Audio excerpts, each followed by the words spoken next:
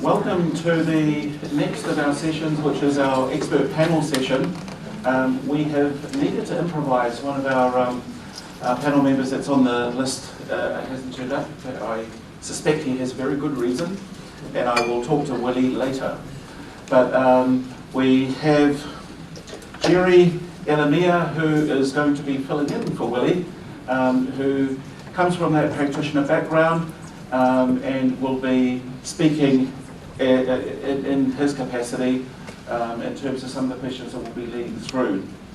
So, I just want to take you through the profile of our expert panel. To my immediate left is Elizabeth Rainsbury. She's an associate professor here at Unitec, also leading our section as the academic program manager for our postgraduate. Liz has been in the industry for many, many years and has helped develop the programs here at Unitec for as long as I can remember, and has been a constant contribution to this sector.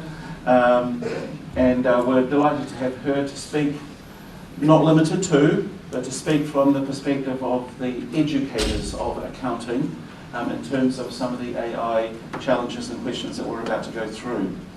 Next to Elizabeth is Professor David Hay from the University of Auckland. David is the Professor of Auditing at the University of Auckland. If you're wondering where I got these from, some of them had come back with something, and the rest of it is AI generated. No, it's amazing what LinkedIn profiles can do when you're trying to introduce people. But David's international research has been influential.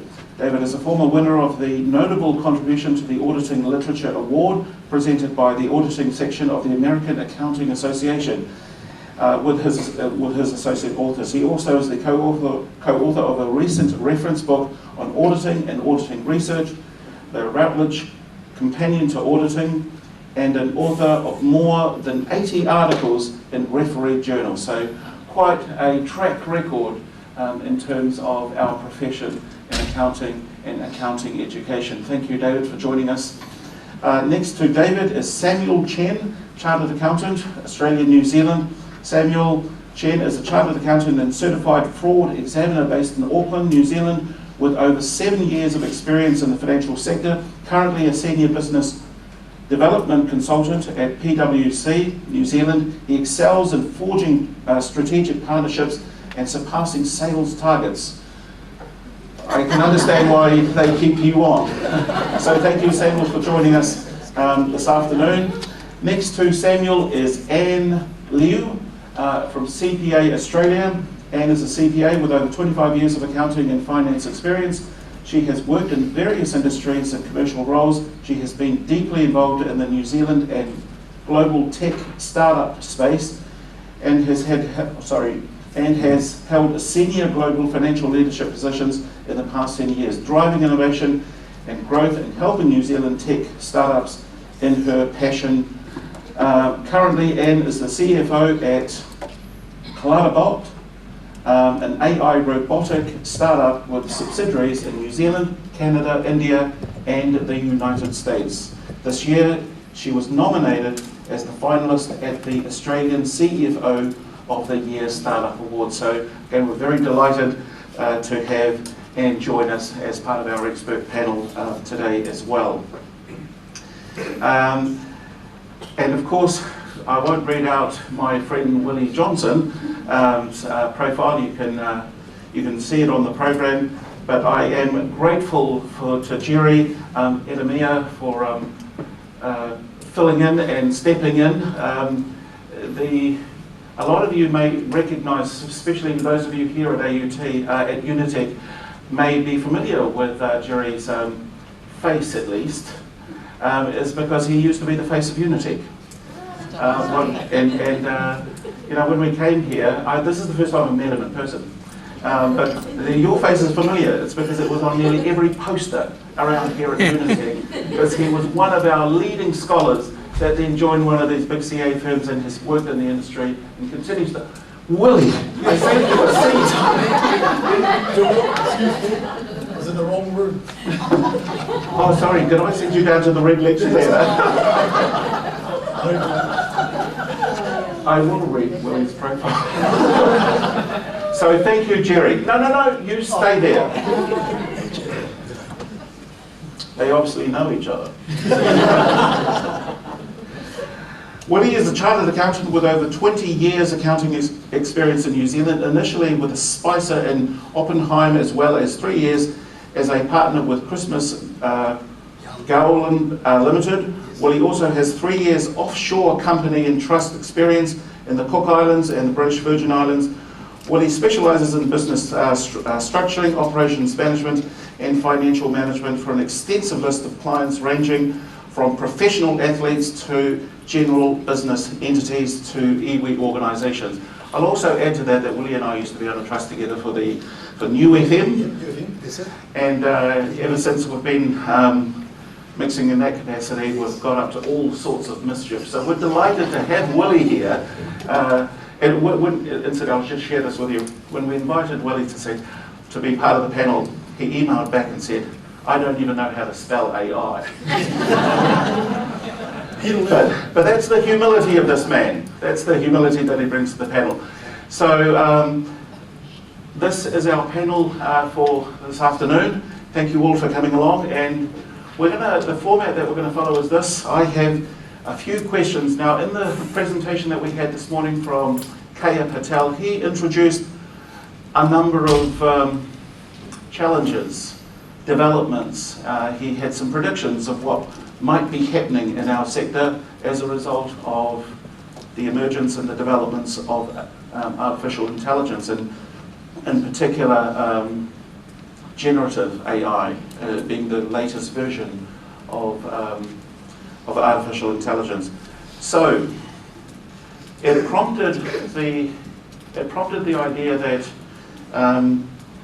where are we? And Kaya Patel said that New Zealand is behind relative to other countries in terms of our embracing of AI. We had a few other comments that perhaps all of the stakeholder players in this area, including the regulators, those who sort of make up our rules, those who are doing the education of accounting, and those who are actually practicing accounting. Where are we at with terms of AI, and what are we doing to address it as we journey forward? This is a question obviously that faces many different industries, but this afternoon we are limiting that to just the accounting profession. And that's why we've got this panel of experts here who are in the accounting profession to give us some insights. I've asked them to sort of try to stick to their areas, whether they're practitioners, regulators or educators. But, ladies and gentlemen, if you have anything else that you want to contribute from your own experience, then we would absolutely welcome that. We have academic license here to express what it is that you would like to say about AI and its developments. We have 4 questions. We're just going to quickly run through them and give a chance to our panelists. We have one active mic that we can just pass around as we go through. We can just keep our answers relatively brief because we've only got an hour. And then we'll open it up to the audience if we have any further questions from the audience. The first question is about the status of our understanding of AI. And it goes that, where do you see our level of understanding with AI is at? We're trying to sort of see this from an academic, practitioner and regulatory perspective. So, ladies and gentlemen, that is our first question.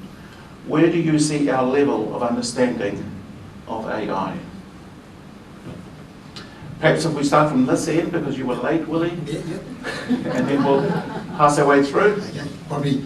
So for me, I guess it's obviously been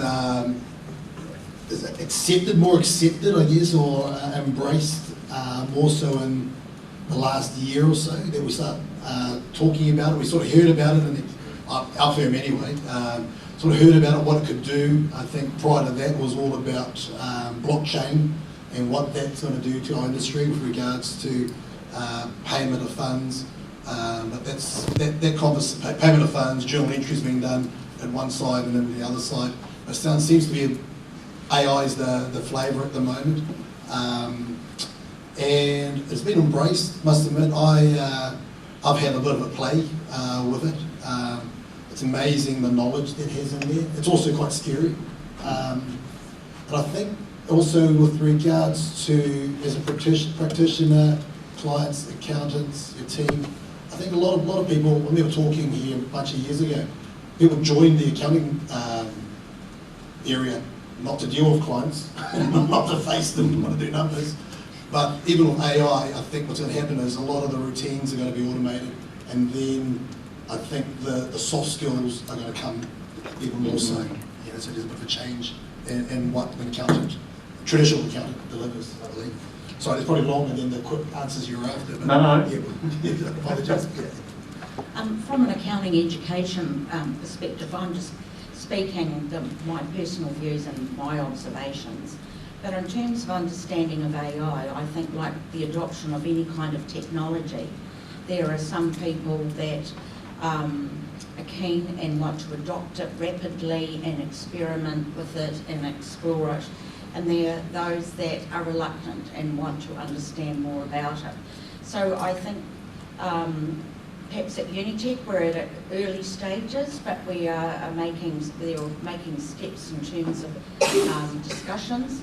But I will come back later and talk about some of the obstacles in relation to its adoption and use. Thanks very much. I'll talk about a slightly different side of accounting education. I'm a co-author of a paper on ChatGPT, but I had a very small part in it because it was a paper with 327 authors. And me and my 326 friends, we all took our accounting or auditing exams and got ChatGPT to answer them. There's people all around the world. And for my University of Auckland exams, the ChatGPT got 52% on the undergraduate course and 57% on the postgraduate one.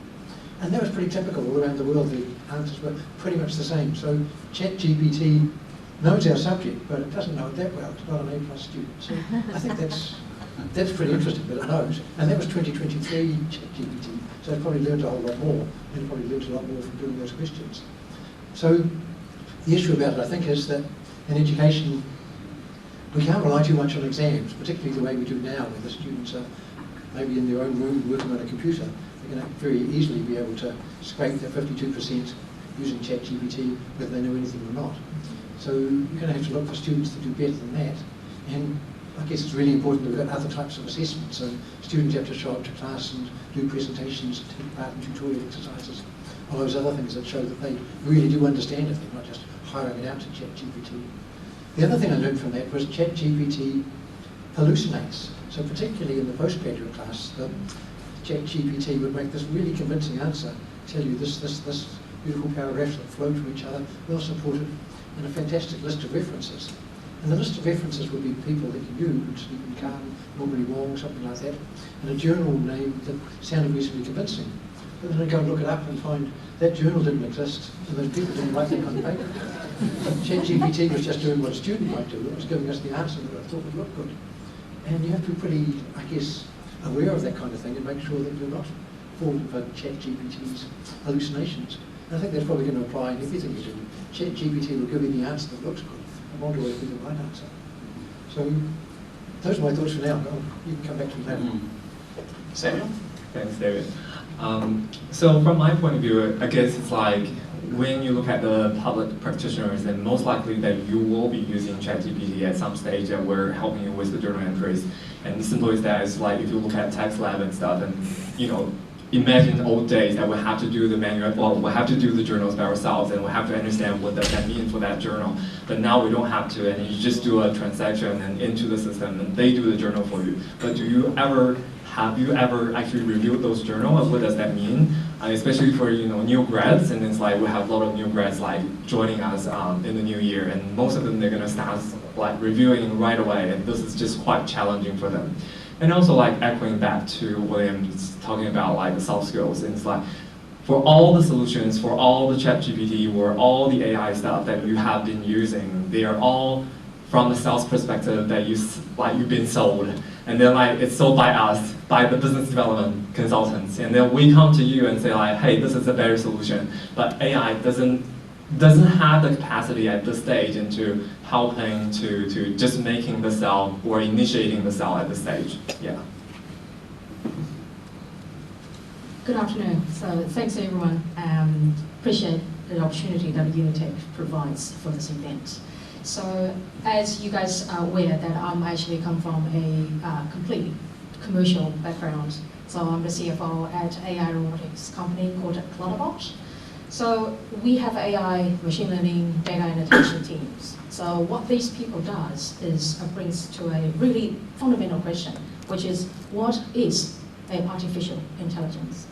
So I did a little bit of preparation. So in short, I found this is the shortest version I can find, by the way. It's a non-biological intelligence. So what does that mean? And I think, to your question, Dr. James, AI is a buzzword at the moment. Everybody knows. But truly, do they understand the meaning of AI and what functionalities it brings to the technology? It brings this digital companionship. I think our understanding at this stage is still the tip of the iceberg, very just stretched on the surface. But as you mentioned before, that generative AI is where we are now. That's what ChatGPT can offer. Well, when you type in something, journals comes out, and I did that recently myself. Like, for instance, everybody knows warranties, 3 years, discounting calculation. Give me that answer. And guess what? ChatGPT did offer. And I share that with my Big Four network. I just want to, because we all from this discipline, so we want to understand what exactly ChatGPT can do. So so I have to say, very spot on in terms of that calculation and present value. So the equation and the journal entries, that's great. But to Professor David just mentioned, hallucination, that's later for the second question that we're going to cover. That's absolutely spot on, because the algorithm is not perfect. Yep. Sherry? Thank you. Just to add also from a CFO perspective, but obviously hands on one spectrum, I'm right on the other. There's a bit of reluctance to adopt AI and embrace it. Coming from a health organization, there is this stigma about cybersecurity and whatnot. The kind of data that we have is very key. We don't have to look. We just have to look 2 hours down the road to wake up DHB with what happened, and I think that's one of the roadblocks in trying to convince the powers that be to adopt this. But coming back to soft skills, I don't think AI can replicate Willie's talkativeness, because those are some of the soft skills that's really important in our field, and I think they'll be lost to AI. I think. Cheers. Thank you. Thank you very much for that. It would seem that they generally concur with the view that Kaya had expressed this morning, is that New Zealand, relative to other countries, is still on the, let's test a little bit further before we sort of leap in, everything towards this. Which brings us to the next question, which is exploring the idea of enablers and obstacles. If we generally accept that the horse has bolted, and that it's come, it's too late, you can't stop it, and that it's either embracing it or get run over. If that is indeed the case, what do you regard to be the obstacles and enablers of AI adoption and productive use? What do you regard to be the obstacles and enablers of AI adoption and productive use?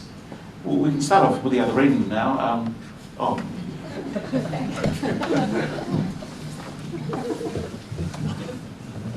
I think it's education and getting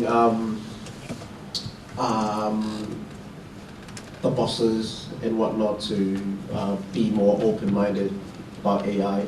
Obviously, not a lot of the boards and stuff like that, in our organization at least, are aware of this powerful tool, and what it can do to help us, and also in the finance sector. And I think finance is first. We've explored it. We've had a session with Amy Dunn over in Deloitte, the data section of AI, sorry, and yeah, we are looking forward. We're making steps to adopt this in the finance side. Thank you. So the real obstacle is our ignorance of it. Basically. And Such a great question. So here's my answer. So I've got 1, 2, 3, 4, 5. Yes, so 5 bullet points. So the first one is that executive teams don't understand in the real world at the moment, just like you and me. And what exactly AI can be done, and the knowledge gap is huge at the moment. So the second thing is organizational culture and mindset. So people are not ready, and the fears for AI to take their jobs. That's the other camp of the population. And technology investment, companies already invested their current technologies and created processes and built that familiarities. As you know, a lot of human beings don't like change. And fourth one is available skills and talent gaps. So we are struggling to find some key roles. At the moment, well, for instance, the product manager, head of product is really hard to find, and the role has been on the market for 6 months and couldn't fill it. And upskilling the existing workforce takes time. So who's going to do it in the meantime? Don't know. Lack of a strategic approach, because again, leadership, lack of skill set, and a lack of knowledge gap. So how do we use AI to create the value creation, that process, and how is that cascade down to reflect the operational strategy? thank you, Anne. I think Kaya probably in the morning has already mentioned this, and I think for us most of the challenging part is the security side. As we know, like AI that could be trained, and also like when it's wrong, we're actually telling him what is correct. And we have to be careful about like what the information we have fed it in, because as let's just not thinking about AI for a second. If you're looking at like the data analytics and stuff, so the garbage in, the garbage out. So like if you didn't fit the proper information into the system, then basically the information output is not going to be optimum or as expected, as we hope. I think that is a lot challenge here, and also echoing back to and just mentioned some of the training stuff, and I think those are all the risk point have to be considered as well, because obviously that we just mentioned there's a lot of new grads going to join us, and they don't understand what's behind this, what's driving this, and they would be only knowing, oh, I'm coming in here, I need to click this button because most of the things are being generated by the AI or generated by or also like parties and stuff, and then they just need to click and say, oh, this is correct. But does that mean it's correct? And like how we train them, how we ensure that they actually understand what they're operating, and I think that's the challenge. Thank you, Samuel. Thanks very much, Samuel. And that kind of relates to what I'm thinking of as the education obstacle. The problem is for us, being able to tell the difference between students using AI well is something that helps them to learn, and students using AI badly, which is something that bypasses learning altogether and allows them to not study and just pass off the AI's work as their own.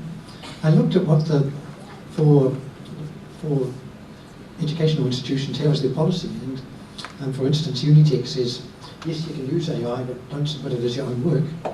Massey says, yes, you can, but you explain it and give references. AUT has these 2 channels, with one where you can use it and one where you know the guidelines. I actually thought until I did this exercise that University of Auckland rule was no artificial intelligence under any circumstances. And that's what I tell my students, don't use any AI, you're cheating if you do. But actually our policy says, yes, you can, with the guidance of the course director. So basically passes it back to me. I could let the students use AI if I wanted to. But the obstacle is that I still don't really know enough about it to be able to tell the difference. And I can see in a few years' time it'll be just a tool that everybody knows how to use. But at the moment, it just seems like a very dangerous thing to be putting in the hands of students. And the obstacle, I guess the enabler is us learning enough about it. But the obstacle, I think, is that it could be used in an evil way by students. Thank you, Dave. Adding to what Dave said, the reality is that our students are using AI, and often there are cases where they are using it when they're not meant to be using it. So there are challenges within that. Our first approach to looking at AI was to ban it, but then I think our mindset has changed to realise that, you know, the horses bolted students are using this, so we actually have to take a more positive line on this and be able to teach them, you know, positive ways to use it. But what is an obstacle is that our policymakers are lagging behind. So we're in the class teaching, students are using AI, staff want to know about AI, but there's not a lot of training resources, and there is a policy gap at the top. And our academic integrity procedure is a little different from what you said, David, but it's lagging behind. And so staff are wanting guidance, we're wanting guidance, but it's not there. So that there is a gap at the top, which, you know, it's some senior management. They've got to get to grips with this because, as I said, our students are dealing with it and we're lagging behind. And so that's bringing some challenges for the future. And that's why I have lots of meetings with students about, you know, what was your process in this? Did you use AI, or, you know, what is it? So it's how it's being used, I think, is what we've got to focus on, and using it in a positive, productive way, and not for cheating, for want of a simpler term. Thank you, Liz.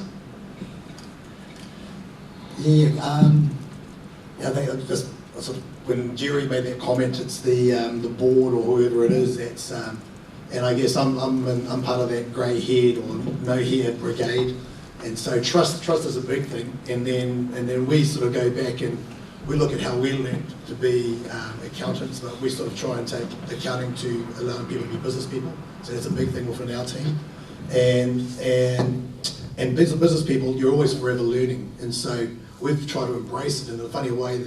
The no hair, grey hair brigade are the ones that are trying to encourage our younger team members to use it. But we're getting our head around, obviously, the security issues that happen through there, the understanding there is a bias that can come from this information as well. You know, and so if I look back to how I learned to do accounting in the old days, was the old 15-column entries, manual.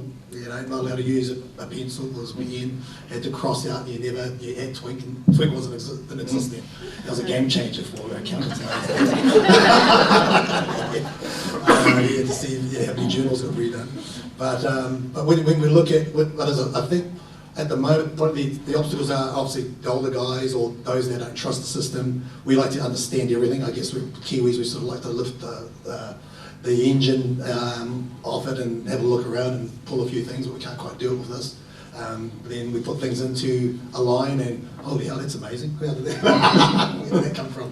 But I think that one of the other obstacles is going to be we have lots of there's accounting systems that are already out there, and they're not ready for AI as well. So that's going to be an obstacle, like, you know, certain systems that we've created within our office, whether it's a workflow system or that sort of stuff. So how do we use AI to do that?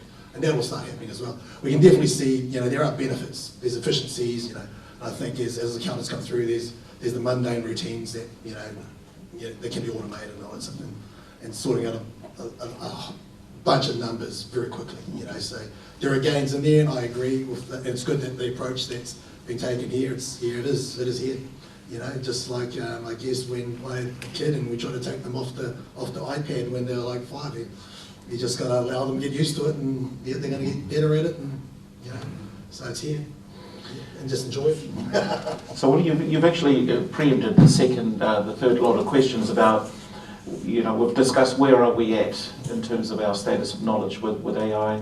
We've identified what perhaps are the enablers and the obstacles and so on, and some of that is just our mental and paradigm attitude and fear of change, that our ignorance fuels a fear to change, and we can come up with millions of excuses why we shouldn't take it on. But then as Liz and David have outlined, it's also a case of that all of the stakeholders along the spectrum are not aligned. The idea that our graduate profiles that are in our accredited education documents are not actually aligned to what we do in the classroom, and the policies are not aligned. And if that lack of alignment is inherent even in the education side, what is it like when you get practitioners, educators, regulators, and then of course the government who are trying to orchestrate something that should be coherent?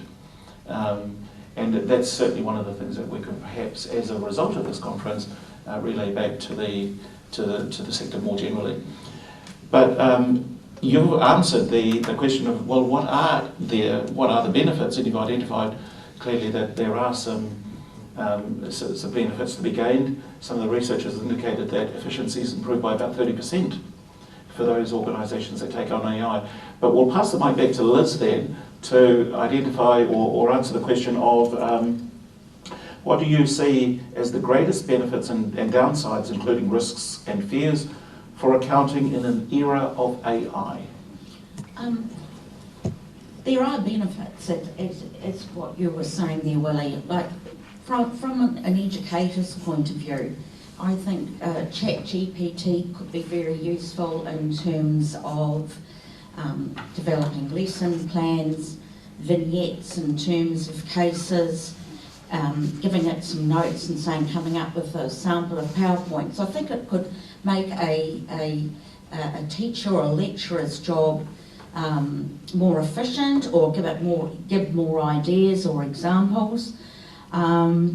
The other benefit is in relation to just our administrative processes. As you know, academic institutions are, we've got lots of academic regulations. It would be great if generative AI was used to help some of those.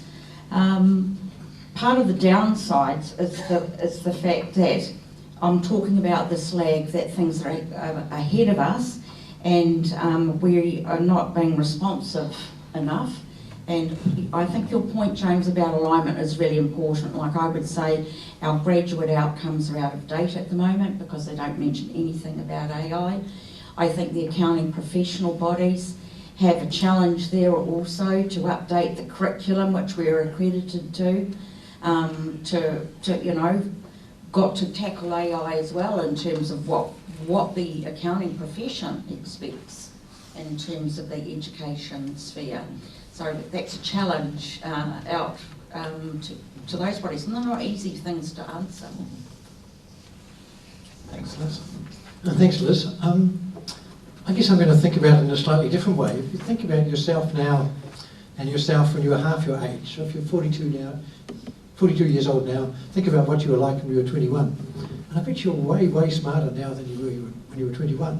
And that's because you've worked so hard and learned things maybe, but it's really because the changes in technology. We've got things like Google. So back at that time, people would have interminable arguments over some trivial fact that could be easily found out, but nobody found it out. These days you just look it up on Google and you know things like what's the capital of Latvia, what's the currency of Venezuela, all that kind of stuff. So you don't get stuck on that. And artificial intelligence is going to help us a lot with that kind of thing, but more particularly the way we've got it at the moment, it's a way of just making your communication so much more fluent and so much better. I'm sure you know people who write their emails as you do, write the email, go away, stop bothering me with the stupid question, and put it into ChatGPT, and it turns it into something tactful and nice so you can actually see it out. So ChatGPT has the ability to make us much better communicators and advance us in a lot of ways, but we've just got to be careful that it ends up, I guess, being fair, that we don't just end up with some people having these skills because they've got the resources and other people not having them. And that doesn't mean that people can sidestep the learning process altogether. So it seems like it, to me, like it could be a great potential for the bullshitters of the world to make it look as if they know things when they really don't. And we've got to be careful about that. You don't use it.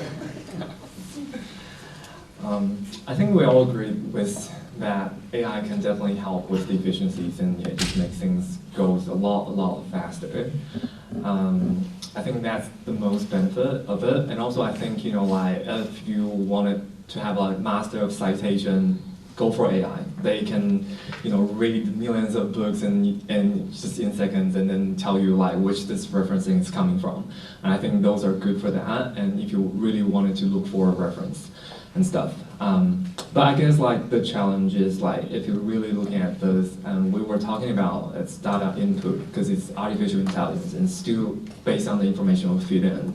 So all the new ideas, the when we exhaust our ideas, we're looking for something new. Yes, we may look for the help of AI, but the thing is like that idea has already been generated by other people, which is not your original idea. So you can't win a Nobel Prize and just based on AI's idea or something like that, right? So I guess that is the challenge we're looking at. Is like if we overly use AI, that kind of limiting your original imagination about life, about work, about everything, basically. Yeah. Well, I pretty much run out of ideas. Wow, all the good ideas were taken. Just to add very quickly, personally, I like AI, and I'm not one of the, of fearing sort of camp. So I also think that AI, embracing AI, could actually, perform some dangerous tasks for human being, and as a result, to amplify the humanity. So I think most people probably remember Pipe River mines. So imagine, at that time, we sent a fleet of robots in that mine. Well, the results would be very different, wouldn't it? Mm. So this is a classic example for utilizing AI to benefit for mankind. So that's an advantage, I think. Disadvantage, I think, well, we already talked about hallucination, safety features. Well, we need to put the right guard in place to regulate, the use of AI and the deployment, and the regulations that needs to come, in line with all that. Thank you, Anne. Jerry? Thank you. Unlike Anne, I'm in that camp. There's still a lot of question marks. Obviously, it's also influenced by the organisation and whatnot. So, but I do acknowledge the efficiency, etc., that it does bring. I guess the challenge now, moving forward, is to change the mindset, change the culture, change the attitude towards AI, and acknowledge all the efficiencies that it brings. Thank you. Thank you, Jerry. We'll just keep it down there, and then we'll pass it back. Because we've only got one more question, and we'll just open that up to the floor. And so we've identified and spoke about some of the benefits and some of the challenges that come with the adoption of AI and how we could productively use it going forward. And so moving forward then, thinking about tomorrow, what your organisation or what your business and sector is doing, what do you consider to be the next key steps for accounting in the context of AI? What should accounting do going forward? I know that some of you have sort of touched on answers to this, but we'll just wrap it up as we bring the mic back to this end. So I think, be a broken record here, it's probably a bit more education for the team as a whole, to open up, change mindset, culture around AI, and acknowledge the yes, the cybersecurity and everything else that comes with it. Thank you. Thanks, Jerry. Based on my experience and the team that I normally lead, which is qualified accountants, I would say in the future, if we have students in the room today, do not give up your studies, do not give up your human beings' innovative abilities, because you determine how this AI is going to work for you in future. So back down to to the textbooks and university studies, and also whether or not you're going to go down later on for CA or CPA studies. It doesn't, this is your foundation, because later on, when you use AI as a tool, so the results, you're going to cross-check that, you're going to review that, and you're going to straight away spot it. Hey, this is wrong, and this is how we're going to do it. So. Yeah, so that's my personal opinion about the future for our profession and new workforce. Thank you, Anne. I guess like my idea is quite similar to Anne on that one, and I think it's just like AI definitely helps us to improve the efficiencies and things, but really it's like we need to have new ideas, and we always looking for better ways of doing things. And with AI, I think it's just like you will have some of them there already available right away, and it could be an easy pass. But do you want to be an A or do you want to be an A+, right? And so like that's the original idea. That I wouldn't recommend to just chuck things into AI and just have an easy answer, but it's challenging that answer. And by asking why the answer is coming that way, is there something else that I can do about it? And really thinking of from a practitioner or practice kind of point of view is like whether that's enough. And also like we echoing back to the point is like the human factors about it. It's just like the AI may help you to generate a speech, but are you able to deliver that speech? Are you able to deliver a conversational kind of relationship building kind of a conversation? That AI can't help you with that. So that is something that we have to leverage with the AI's help, but like really we have to have the motivation with ourselves and to improving things. Thank you, Sam. Thanks, Sam. 3 points from me. I guess the first one is about these citations. Just be really careful with those. In Australia at the moment, there's the Joint Parliamentary Committee that's investigating the PwC scandal, and there was some group of people that wrote a submission to it about the big four firms and saying all the terrible things they'd done, and supported by a long list of references. But when it got to that committee and got shown to the big four firms themselves, they could see that there were a lot of holes in it. And what had happened was the people making the submission had got ChatGPT to write it for them, and it made up the references, and it had garbled which firms were which, and it really destroyed the credibility of those people's submission and set them back quite a long way. So if you're going to use ChatGPT to generate your citations, make sure you look them up and make sure they're the real ones, or you'll end up with them really bad. For the students, I've seen people, professors who've used ChatGPT as some kind of educational means, where you say to the students, here's an exercise, get ChatGPT to write a report for you on what depreciation should be in the circumstances, or ask ChatGPT the right questions to help you reconcile the bank account, something like that. And I can see that that's kind of intriguing in a way, but it's really teaching the students how to use ChatGPT rather than teaching them about accounting. It just seems to me that there probably aren't enough questions like that to make a good accounting course. But maybe that's one direction that we'll go in, that just using ChatGPT or another large language program somewhere in the teaching itself. I guess the other point is we just have to make sure our education is as interactive as possible, that there's as much communication by the students, so that we know that they're processing things in their own brains, not just passing it off to ChatGPT to do it. What do you think?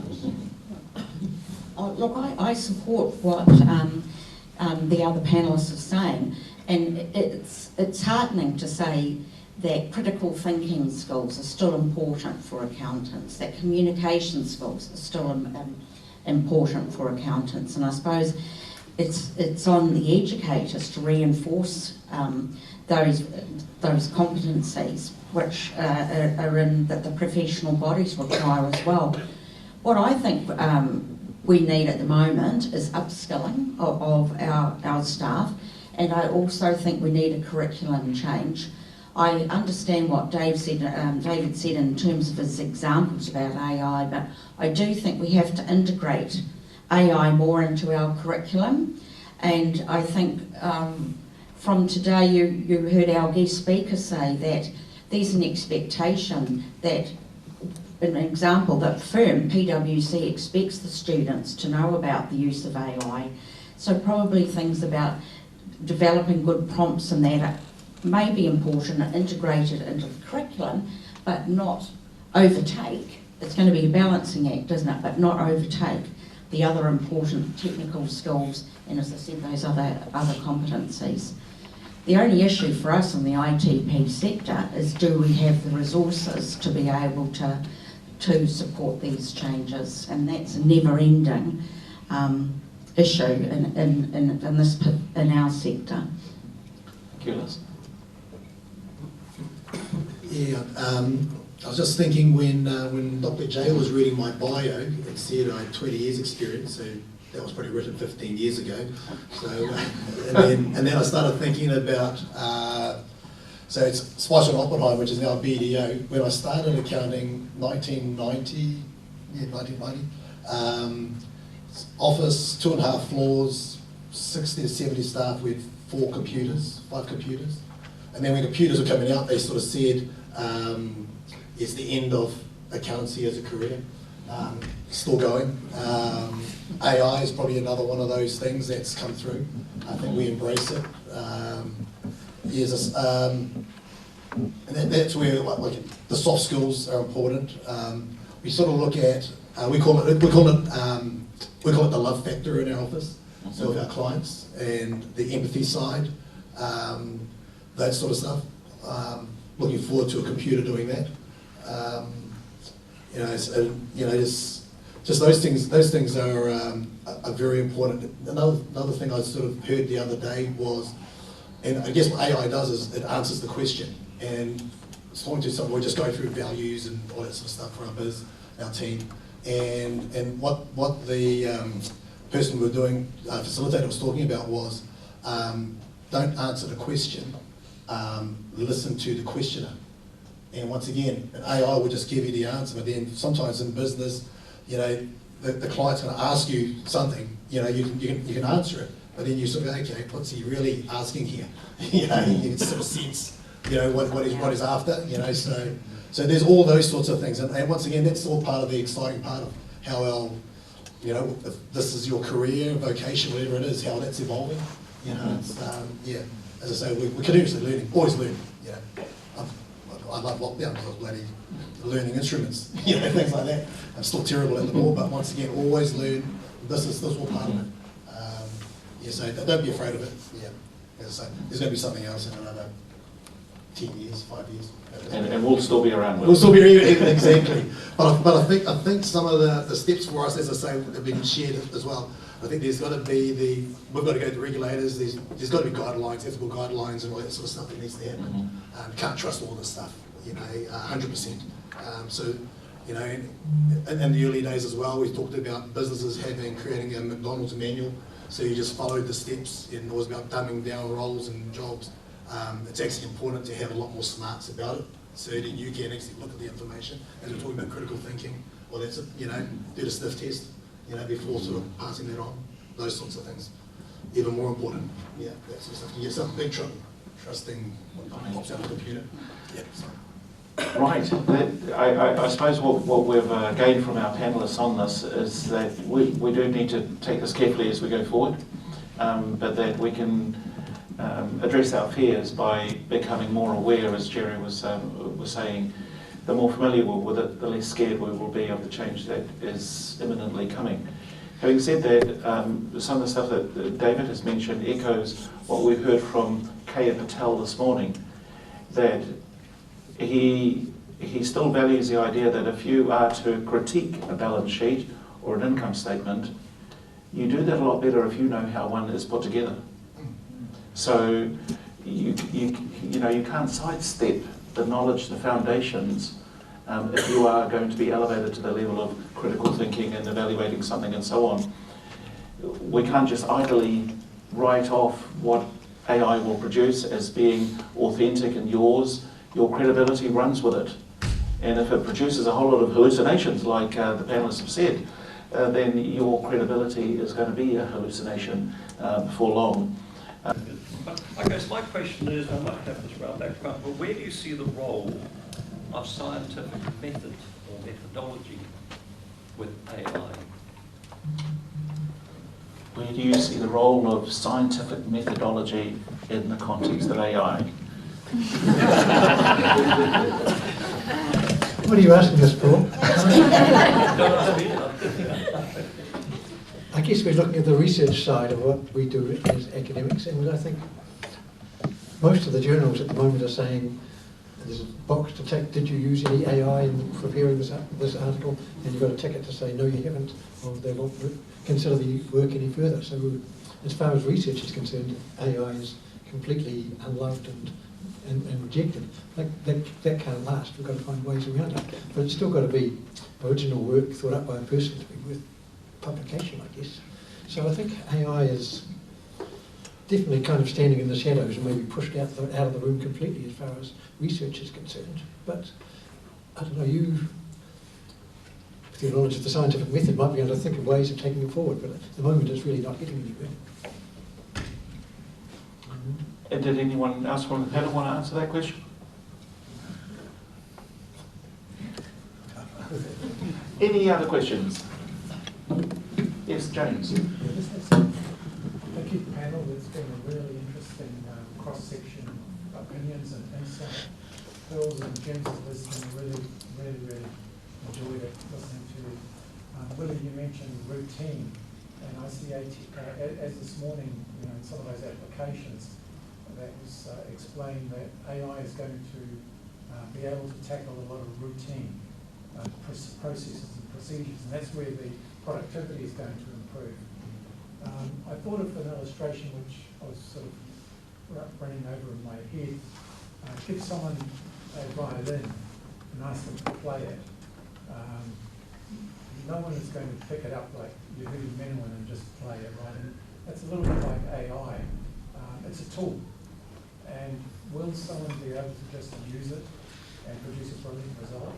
I asked our speaker this morning about the man or woman that produced the Volvo ad. He said only about 5 people in the world could do that. So to be an expert at using AI, you're going to be exceptional.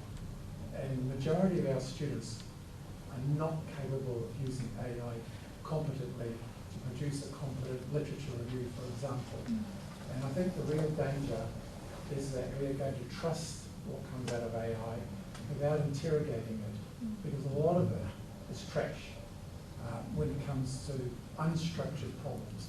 Routine, no problem. Unstructured problems that you ask it to resolve, you have to treat it with a great degree of skepticism.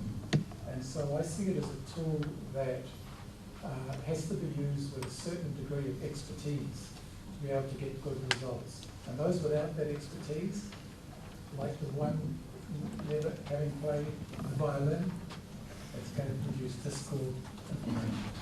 I'd just like to see whether the panelists seem to feel that that is a resume that you agree with, or whether you have some alternative thoughts on that. Anyone on the panel wish to respond to this? Anne?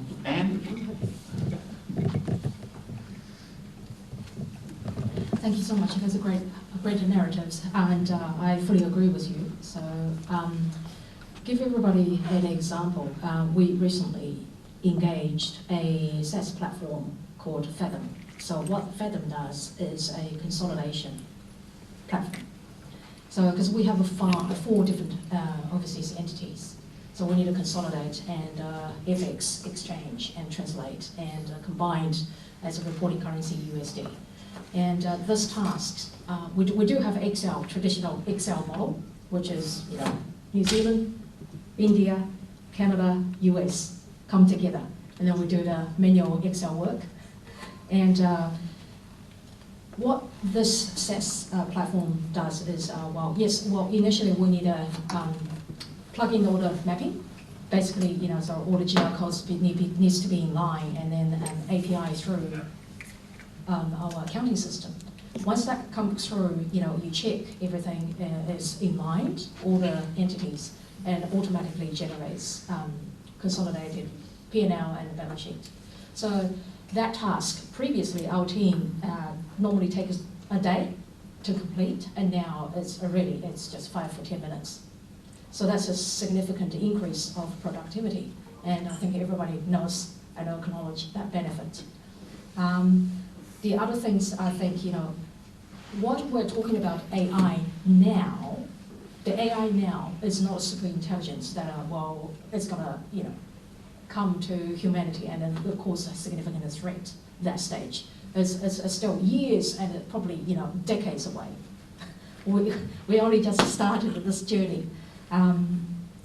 So at the moment, what I can say is I feel like, the current AI stage that human beings is working on can only provide machines with the capabilities to adapt, reason, and provide solutions.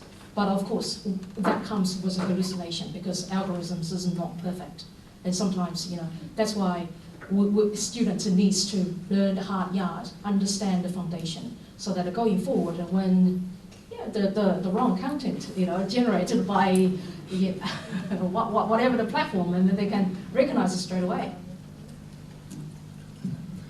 I guess from accounting firm point of view, and especially medium-sized above to the large-sized firms, I think we do have graduates and we have different logs and where students coming in, and then that's being supervised in terms of the use of AI, and also Kea, and I think they have a very special department that helps to form that learning pathways within the firm and helping to guide the students about what you can use and at what stage and what expertise that you have gained, and you can actually do what level of review.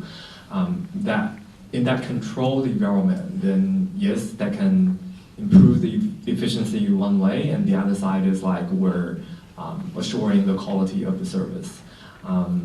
Like the panelist was talking about, it's more about the credibilities in terms of the practice when in day-to-day life, and I guess one of the things that why we're not going to be the first one to try to grab the kind of thing is just because we are taking a very cautious steps in terms of how we're rolling out AI into the practice.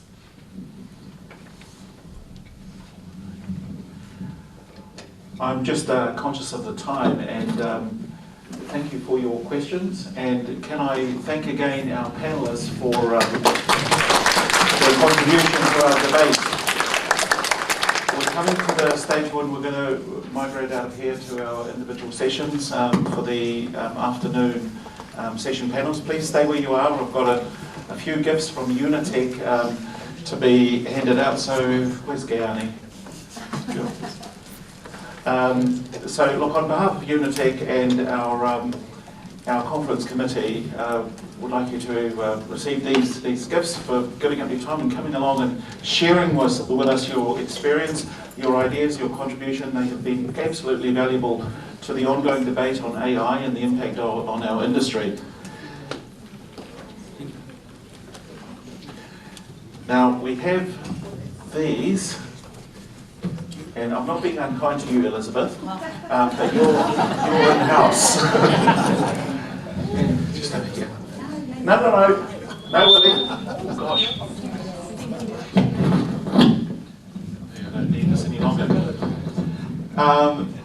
So, and before you all leave, I know that many of you, my experience with ARA is that as we come to the end of the day, there are the drifters, those that may not make it to the next round of sessions. So it's only the really keen, diligent ones that stay on.